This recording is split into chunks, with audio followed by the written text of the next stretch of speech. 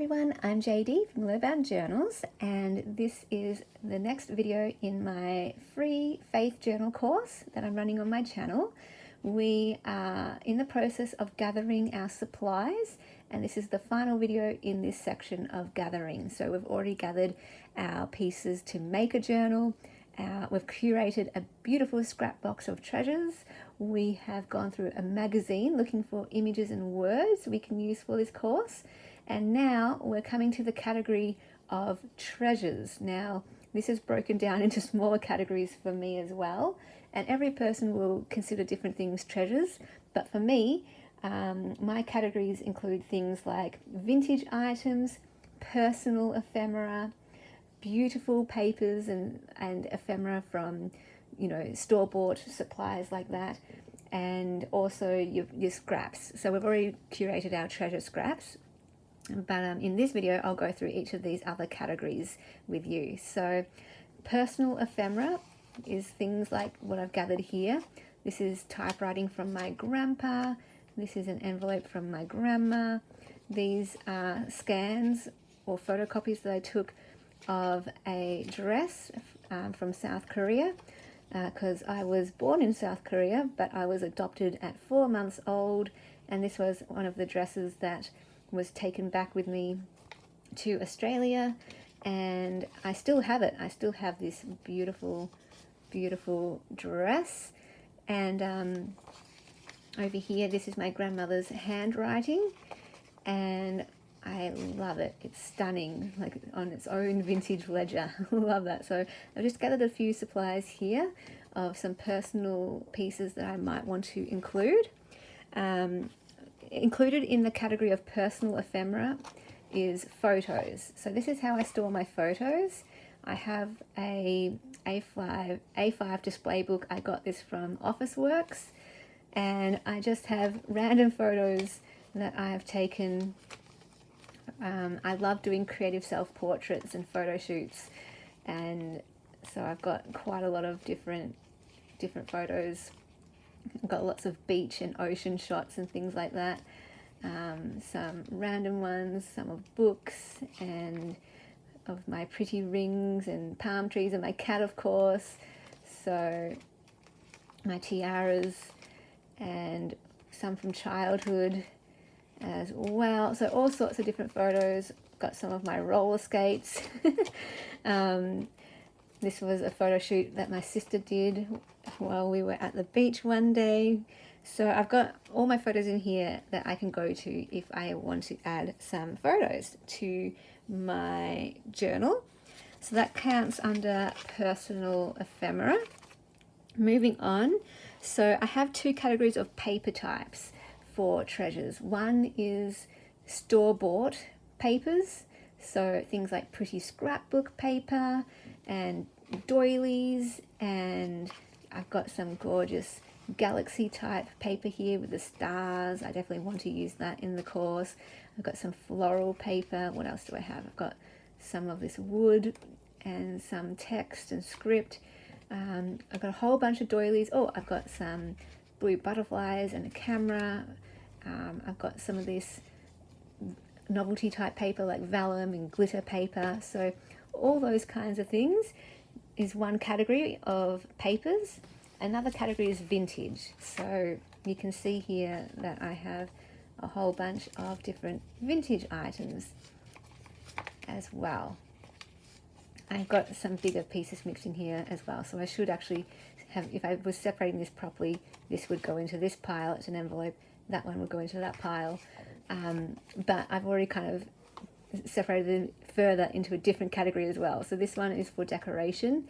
This one is for writing on. And of course I can use some of this for decoration as well if I want. But yeah, I've got a pile for decorative papers and a pile for writing papers. So that's how I've separated them even further.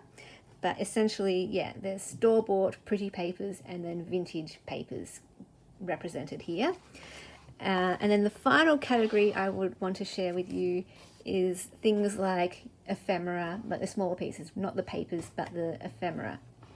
So this is an ephemera holder that I got for my birthday one year from my mum, and it was a custom order from Teal and Tattered, and I love that it says Timeless Treasures.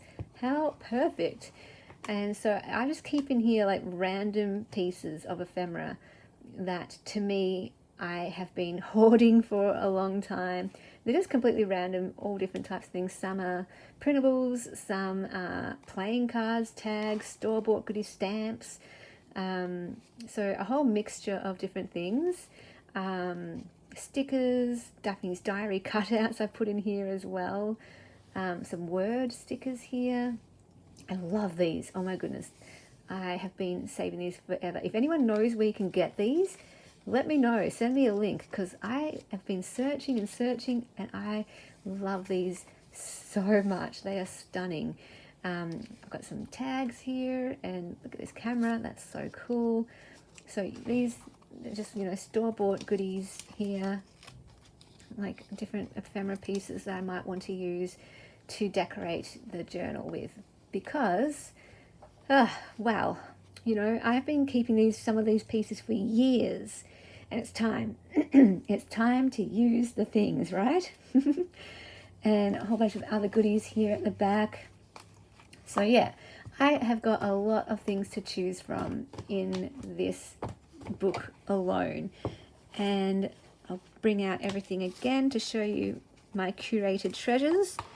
And the idea, if you've watched this whole series, you might have heard me contradict myself throughout the series, because I wasn't sure exactly how I wanted to curate the materials, whether it was only use the materials that we gather, or if we can use anything as well. I have now decided that we're going to curate our supplies and try our best to only use what we've curated. That way there's no overwhelm, there's no intimidation or choice anxiety by all the things that we have in our stash that we might not even know what we have. We've already gone through everything. That's the first stage of this process. We've collected our things, and I was umming and ahhing throughout the video series going, but that doesn't mean you can't use other stuff too. But now I'm like, nope, I think I've made up my mind. I think the rule or the guideline is to only use the things that you've curated, because I'm not going to be able to use all of this in this course. Like, this is too much. So I can have plenty of options right here already, so I don't need to go to the rest of my stash. But yeah, we've curated a scrap box, so the whole box we can go to help us with this course, to decorate our pages. And then the other pieces, find a way to organize them. For me, I have shown you some of the ways I like to organize them. So pegs is one way, just super simple because I can see what I have and it's easy to pull them out. And ephemera holder is another way. A display folder, like I have another display folder just for ephemera, like things like this, and just for papers, I put into one of these as well. Put them into bags, put them into baskets, boxes, whatever, but have them all on hand. I now gathered all of these up and put them in a drawer. I have one drawer at my desk that I have dedicated just to this course, where I put all of the supplies so I can pull them out when I'm working on the course. So have fun. That's what your next challenge is for this course, is to go ahead and gather your treasures, whatever treasures means to you. I've given you examples of my categories, you know, vintage, store-bought, personal, photos, but whatever treasures means to you, you go collect those for yourself, and then we will come back and we'll get started in the next section of this course, making our journal. Yay, so excited. Thank you so much for joining me, and let me know how you're going gathering all your supplies, and I will see you in the next video. Bye guys. A big special thank you to my beautiful patrons who supported me in April. If you like my channel and would like to support it as well, there are a few ways you can do that. One is by becoming a patron, where you get access to all my extra videos, including my member videos and the journal making series each month.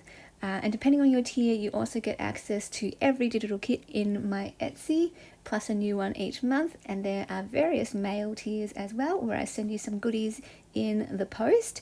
You can also support my channel by becoming a member of my channel by clicking the join button, and all of the information and links are down below in the description box if you are interested in supporting Willowbound Journals.